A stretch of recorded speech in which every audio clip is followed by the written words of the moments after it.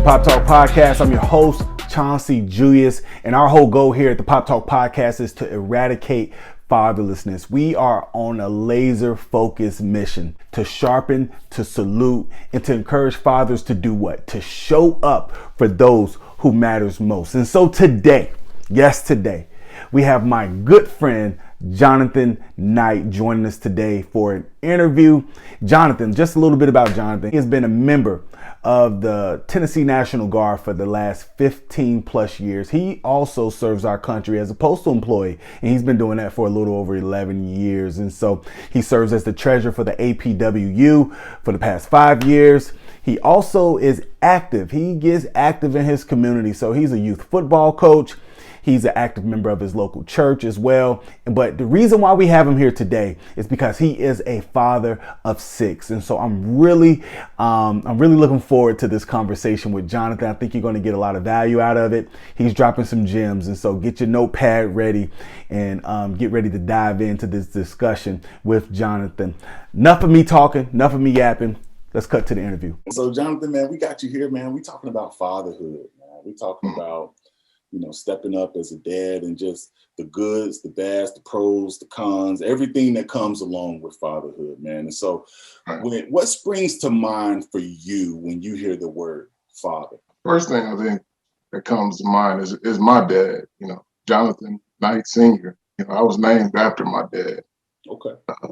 He gave me humongous shoes to fill as far as being a supporter, a leader, being present, being there, never leaving us, ultimate mentor, coach, all those things that you will find in a father. I was so blessed to have. Also, I think of my Lord and Savior Jesus Christ, who is the ultimate father, father of us all. Talk about the father that we go to, the father that my father introduced me to many a time. Made sure your dad, just to interrupt you real quick, your dad introduced you to your faith. Yes. And modeled that to you. I take a leap. Yes. He modeled it to us by not just being a member. We grew up at the East Side Church of Christ, East Side, Pontiac, Michigan, on Martin Luther King Boulevard. It's in the hood. Hey, it's crazy. It's some violence going on. Around that church, sacred ground. Man, we was in church. We was in church every time the doors open, man. My dad was a song leader, deacon there at the church. He also cleaned the church on Saturday. So, we would be there. Y'all was there. Man, Monday through Sunday. We was there all the time at church, man. I had some great memories there at that congregation, but always in church from as long as I can remember, we were in church. It seems like he was really hands-on with you and your siblings, man. So how you said it's 5? How you the oldest of 5? Yeah, oldest of 5 boys. Yeah, it's me. Then it's Will. Me and Will were a year apart. Joey is a year apart from Will. And then Justin, he's a year apart from Joey. Then Jason, he was like the surprise baby. He was like 4 years later, bam. Yeah. Well, I got an older sister, Felicia. She's the oldest of us all. Okay. But I'm the oldest of us 5 boys. 5 boys. So it's 6 of you guys. Yeah, it's 6 of us total. 5 boys. Yeah, 5. Oldest. You the first. I was the first boy. Yeah. First boy out the deal. Okay, that's cool, man. Yeah. That says a lot, man. That's cool to hear that history because grew up seeing you guys, the Knights. That was a name that was big in high school. It was a lot. It was just a lot of y'all, man. And I think even y'all cousins had came down too, man. The Coles. They came, man. Yeah. We was all playing football together, man. Y'all was deep, bro. So if you went against one, you had to befriend the Knights off the rip because if you went against one, you got to go. The Jernigans, the Calhouns. Yeah, the Calhouns, the Jernigans, man. Hey. All of us came down. We was like posse, clicked up, man. Yeah, man. Y'all was deep, bro. Speaking of back in the day, man, what was your favorite TV dad? Your favorite TV dad, whether it was on television or in the movie, that you relate to the most, man? If you need to do a top three, you could do a top three. But what was your favorite TV? But I mean, ultimately, you got to go to Uncle Phil, man. Fresh Prince of Bel-Air, man. He's the ultimate father, man. You know, he handled things. You know, he handled his business, but he was all about his family. You know, you know, he nurtured his family. He told them what was right and wrong, but you know, he just didn't let anybody walk over him. He was a stand-up guy. You know, and that's the kind of people you need: stand-up guys, educated stand-up guys. You know. Great influences for people to look up to. What was your favorite Uncle Phil moment? Favorite? Oh, you know me, man. You know, the whole crying scene. I need to act it out. Hey. Yeah, I learned how to walk alone. I shot my first shot on my own.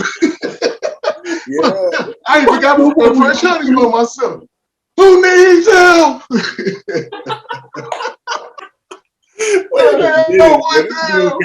Got it down. Hey, you can't help but to have tears when he yelling that out, man. He's so emotional, man. That's such a moment that I know, you know, I couldn't relate to, but I could feel how somebody could feel in that situation, man. And you empathize with them, man, you know, and definitely empathize with Will on that, man. But, you know, absolutely, man. Yeah, he pulled them tears about you, man. To this day, like I see a clip on Instagram of Will doing that popcorn. It was like tear, that one little tear coming out. That one tear. Yeah, I feel your pain, man. I feel your pain, man. Man, I'm curious, man. What's your dad story? And what I mean by that is how did you become a dad? Was it planned? Was it something that you always wanted to do? Did you always see yourself as a father? Was it unplanned? What was the steps that led up to you becoming a dad? Yeah, I always saw myself as being a father, but not as quick as I became a father. It was not planned when I had my first set of twins. When I found out when Shanitra came to me and told me she was pregnant, man, I was like, oh. You know, I was so scared. I was so scared for both of us. I was 19 years old. Wow. You know, I was scared for both of us. I didn't understand what I was getting into, and I just took it as I kind of shrugged it off. You know, I didn't take it serious. I was more afraid of what my parents would say because my mom and dad in '99 they moved to Texas. My dad transferred from the Spring Hill plant, which is still Saturn at the time. He transferred to the Arlington plant in Texas.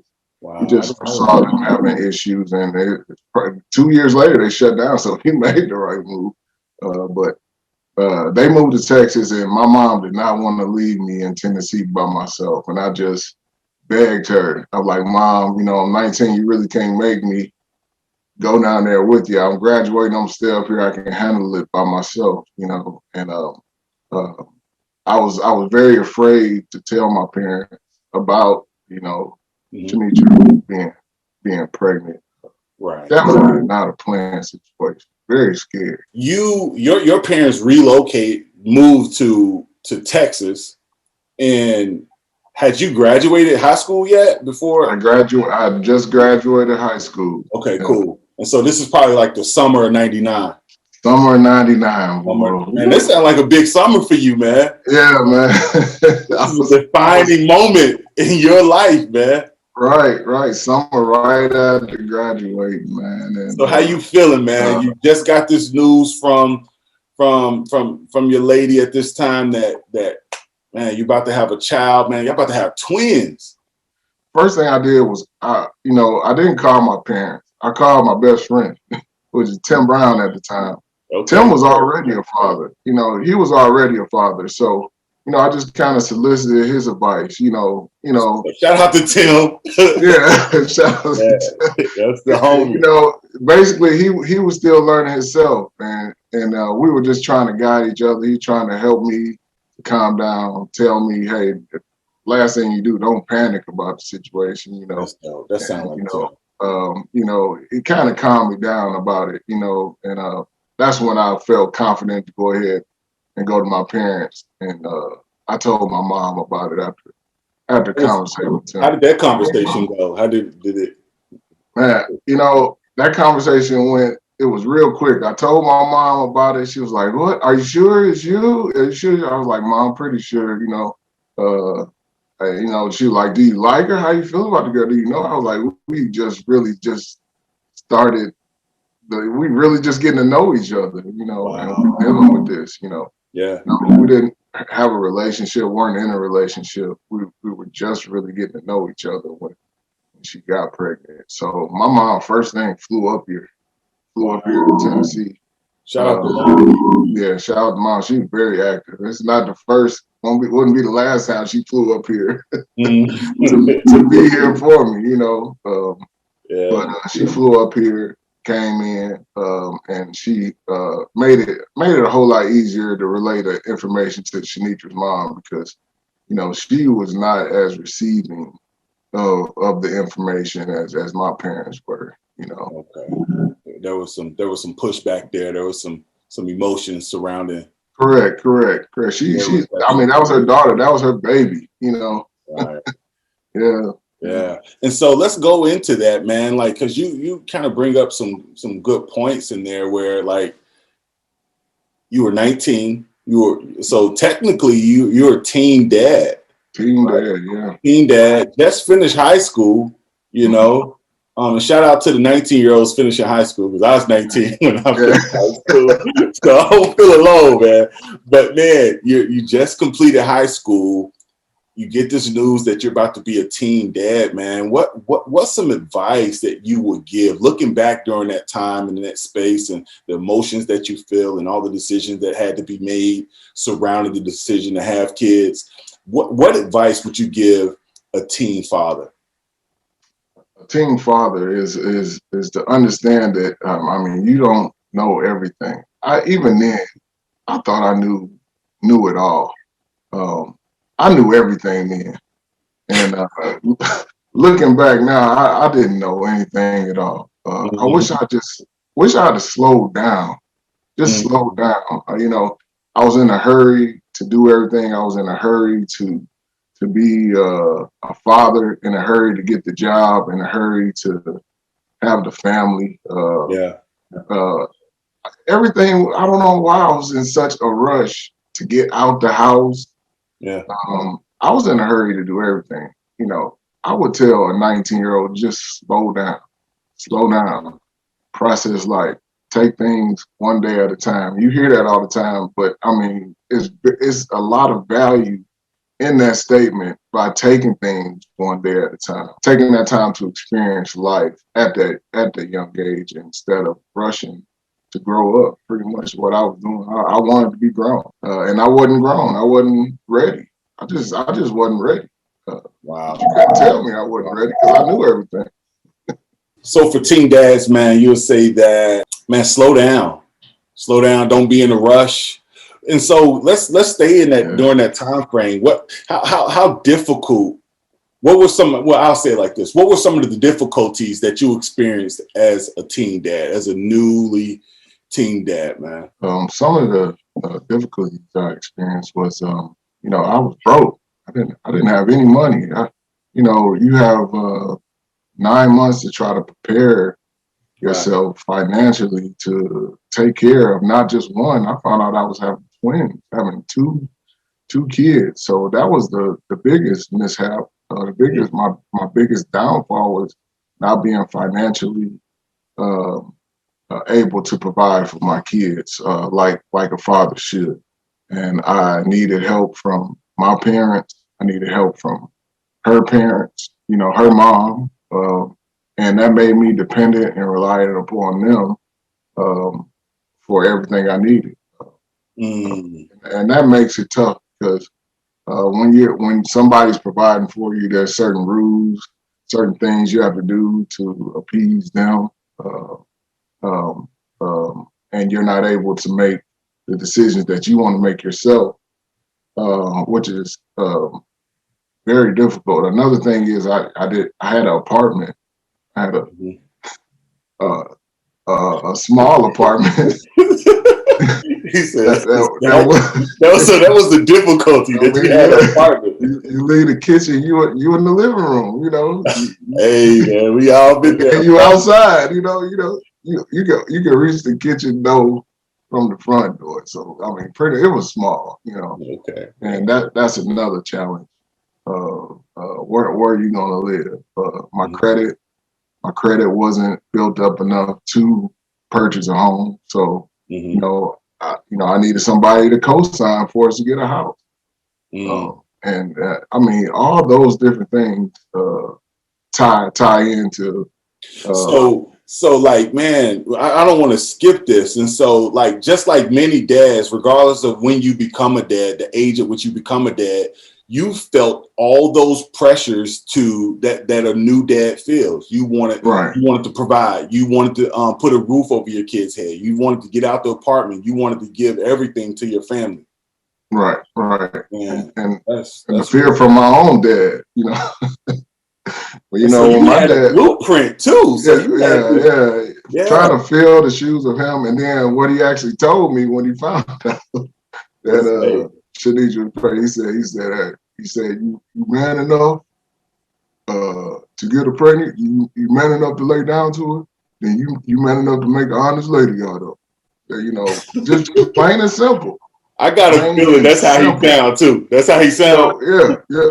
Hey, you man enough to lay down with her? You man enough to get her pregnant? You man enough to make an honest woman out of her? You know, I was like, what does that mean? You know, exactly. Like you need to marry her. You know, basically told me that. You know, so here I am at 20, like just really just confused at this point.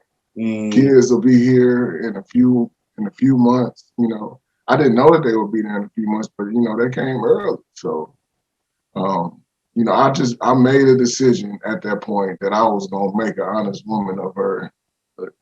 You know, a woman that I had known for 6-7 months, man. You know, at the most. And I decided to propose, get married. I was gonna do whatever I needed to do to make my family a family, to get these kids coming into the world, you know, surrounded with love, the same energy, the same family aspect that I had when I was brought to the world. Gotcha. So I was still rushing, man. Still. So what were you rushing towards? I see this sense of urgency with you. What was the urgency for? What was the destination? Man, I couldn't tell you the destination. And I mean, I was very, very lost. But you know, I was back then, just like I was deep into the Bible. But back then, I was on a whole nother level, man. I'm talking about reading my Bible for an hour or two every day, and you know, just feeling like the Lord was talking to me, speaking to me at all times, and some of this stuff, you know, I felt like the Lord was kind of pushing me to, especially when you know, the advice I would get. I was solicit advice from my ministers, men that I looked up to, and of course my dad. Of all things, you know, I can say off the strength of my dad saying that I decided I was gonna get married. I can honestly say I had that much respect for my dad. So, you know, your dad was what you're saying. I guess I'm trying to unpack and get some clarity on what you're saying. You're saying that your dad was this potentially the sole motivation behind you getting married. Of me getting married, yes. He had that much influence in your life. He still has that much influence in my life. What's up. Shout out to Mr. Knight. Yeah, Jonathan Senior. Yeah. Jonathan Senior. So you're a junior, and so hence why they call Trey. Yeah, he's a third. He's a third. He's Jonathan the third. Okay, cool. I'm tracking now. All right. And so speaking of that, you had 4 more children after the twins. What? Yeah. Is that right? Pretty much. Right? Yeah. I had 6 total, but one of my kids is a bonus kid. I actually, from my wife now, Khalil, I married into him, so he came last. But you know, I always count all my kids. Yeah. That's what's up. Salute. Yeah. That's what's up. And so let's talk about that, man. You had 4 more. You had first set was a twin. Second set twins. Oh my goodness. Yeah. and or she praise had God, them. right? Like, gifts are a gift from above. Praise God. But man, and so how old were you when the second set came? I was 20. This second set came 11 months after our first set. Exactly 11 months. She went full term with the second set, and that's the only reason it was 11 months. Had, as soon as she was. What's up with the water in Colombia, bro? Like, I had left. I was in the military by this time. And so, like, man, what's going on? So 2 sets of twins. I can go into details, but I'd rather not. But man, just I don't think either one of us. I know I didn't understand how birth control worked. I didn't understand how it worked. I love it. I don't think we understood. I did not understand how it worked. I heard the doctor say something, and I thought I heard him say something, but it was completely different. She wasn't supposed to start that medicine until a certain amount of time, certain point, Right. certain time. I think like the moon's got to be in alignment. You got to be able to see Jupiter through the clouds. You got I get it. Yeah, it's been some months too. So man, y'all got 4 kids. Long story short, 4 kids at this time. Yeah. You're 20, correct? Is it 20 or 21? 20. I'm 20. 20. Wow. 11 months later. 11 months later, yeah. Yeah. Jeez. We had them in we had our first set August 12th, and then the following year, July 12th. Okay. We had Trey and Ashanti. So exactly 11 months. Man. So we got 4 babies in diapers. Wow. How is that, bro? Like, tell me where your mind at is during this time, man. You're 20. You got 4 kids that are pretty much, babes and require total dependence. Like, is mom working? Is mom at home? Are you working? Are you at home? Like, how are y'all tag teaming on this? Like, I know you're not getting any sleep. Right. Yeah, I mean, it takes a village. That's the truest statement in the world. It takes a village. I asked Shanitra, I said, hey, what do you want to do? She said, I want to be here with the kids. I said, I can make that happen. I can make it happen. So I just got hired at Saturn. I've probably been at Saturn for almost a year and a half at the time where I found out about us having a second set of twins. I was actually at work when I found out it was the second set of twins. Okay. And I was working at the plant. So we were financially stable. I was able to work that one job, and she was able to stay at home with me working that one job, So we were good, we were good. I stayed at work all the time. 7-day swing shift is what we work. 10-hour shifts. You'll work, you'll be off 2 days 1 week, and then you'll be off 5 days every other week. But I never took off. Only day I was off was Sunday. Yeah, you a bedroom in that thing. Boy.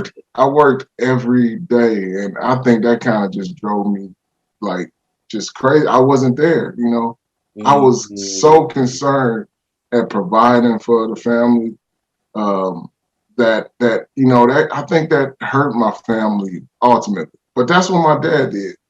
My dad worked all the time. And, that's all I knew. That's all I knew to do. That's what I thought would be the best thing that I could do for my family. So if you could go back and do anything differently during that season, what would it have been? Man, your presence is needed more than anything. Presence is better than money. Being there for your kids to know that you're there, that they can come to you about things, that dad's not too tired to talk to me because he's worked a 12-hour shift. But, just your presence is the most important thing. And for a parent, experiencing your kids while you're young, because that time flies by. I don't know how many times I go back wishing I could have that time back. Have both sets graduated? Have both sets graduated from high school? Both sets graduated from high school, and 2 of them are still in college right now. 2 of them in college. Of course, Trey, he's his own businessman. He's doing his own. He has his own photo company, video company, which is really taking off for him right now. And keep in mind, she's still trying to figure out what she wants to do. She's more of me, she's the one modeled after me, not really just knowing exactly what they want to do and still trying to figure things out. But most definitely, the biggest thing you can do, and the biggest thing I feel is your presence. Our fathers being present in their kids' lives, and I can't stress that enough. If you don't have to have any money, you don't have to take them somewhere. You don't have to be going somewhere all the time. Just actually being there is the most important thing.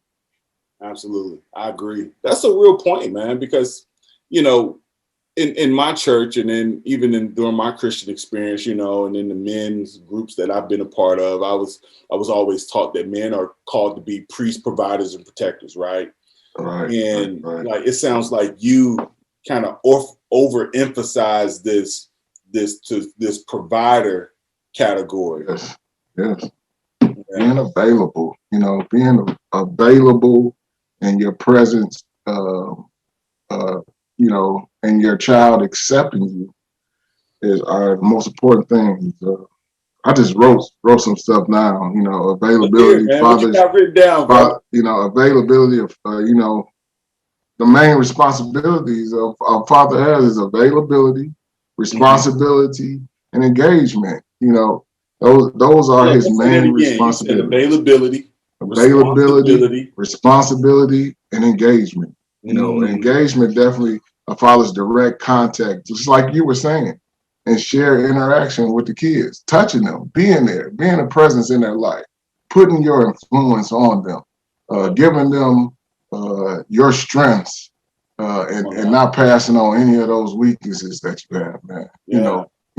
Pretty much, like I tell my kids this all the time. I'm like, when they mess up or they don't do something right, and I've told them about it before, I'm like, look, we are here. We giving you the cheat code to life. We giving you the cheat code to life.